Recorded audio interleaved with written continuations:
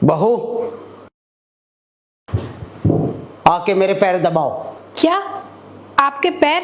ससुर जी, मैं अभी आपके पैर नहीं दबा सकती, मुझे घर का बहुत सारा काम पड़ा है। क्या क्या कहा तुमने कि घर में बहुत सारा काम पड़ा हुआ है? तो अभी तक क्या कर रही थी तुम? छक मरवा रही थी अपनी। अरे एक तो मेरे बेटे को खा गई और अब मैं जो काम बता रहा हूं वो काम करने पे भी आनाकानी कर रही है। चलो आओ यहाँ पे, आके मेरे पैर दबाओ।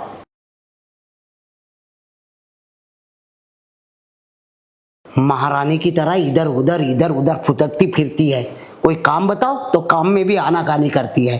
अरे अगर मेरे जगह पे कोई दूसरा होता ना तो तुझे पता नहीं कहाँ पे छोड़ आता, लेकिन मैं तो ये भी ना कर सकता हूँ क्योंकि तेरे आगे पीछे तो कोई है नहीं, ना तेरे माँ है, ना तेरा बाप है, ना भाई है।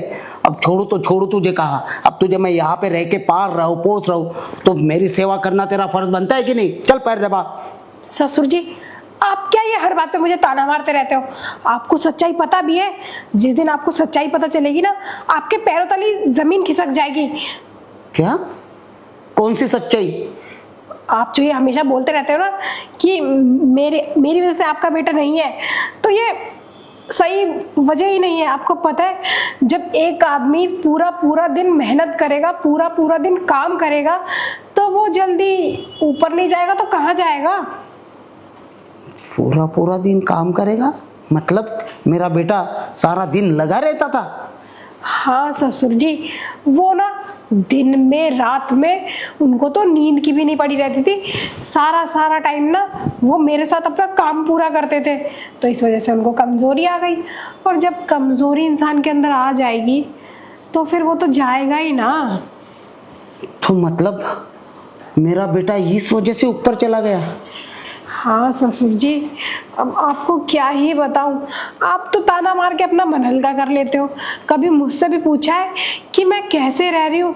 6 महीने से जब से वो गए हैं ना, मैं भी इतनी प्यासी हूँ। ऐसा कोई है ही नहीं जो मेरी प्यास बुझाए। तो मैं क्या ही करूँ ससुर जी। अरे तो पगली, तूने ये बात मुझे पहले क्यों नहीं बताई?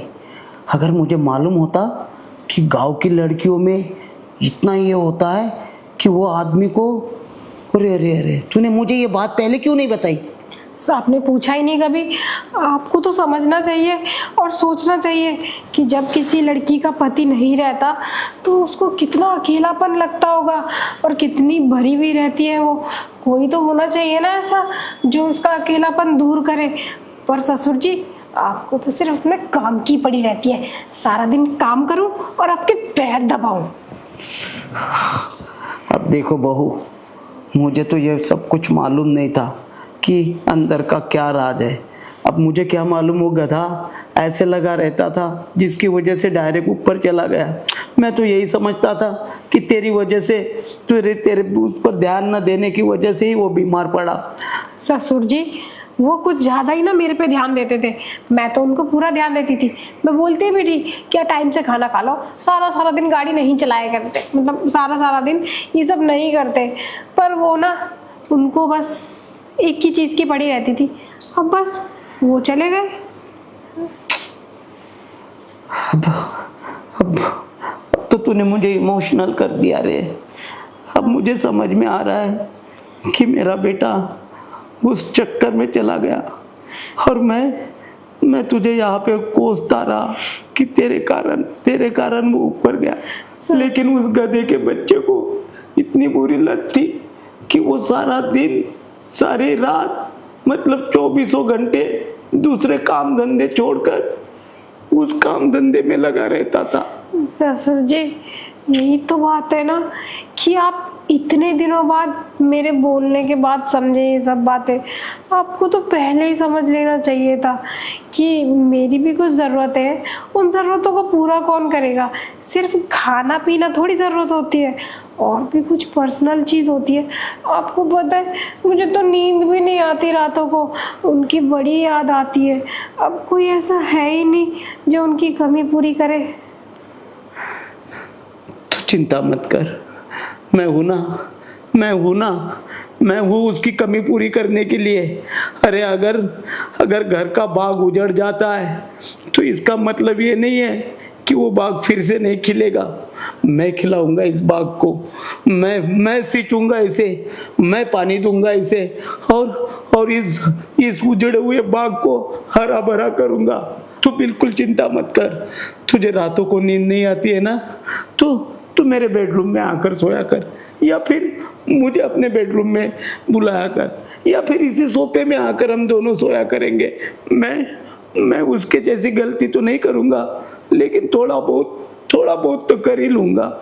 ससुर जी, ये खेत तो सूख ही चुका था पिछले 6 महीनों से। अब जब इसमें बारिश होने के आसार दिख रहे हैं ना, तो इसमें थोड़ी सी खुशी का एहसास होने लगा। आपने क्या बोला? थोड़ी बहुत गलती कर लोगे?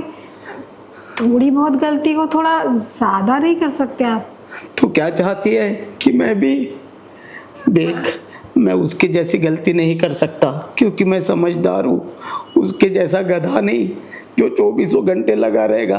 अरे मानता हूँ कि तू हरी भरी मिर्ची है, लेकिन हरी भरी मिर्ची को भी थोड़ा थोड़ा करके खाना पड़ता है, ताकि तीखा ना लगे, मुंह ना जले। ससुर जी, भूल गए क्या? जितना हम हरी भरी मिर्ची सब्जी में डालते हैं ना, वो उतनी ही चटपटी और स्वादिष्ट बनती है। सच में? तो बड़ी समझदार है रे।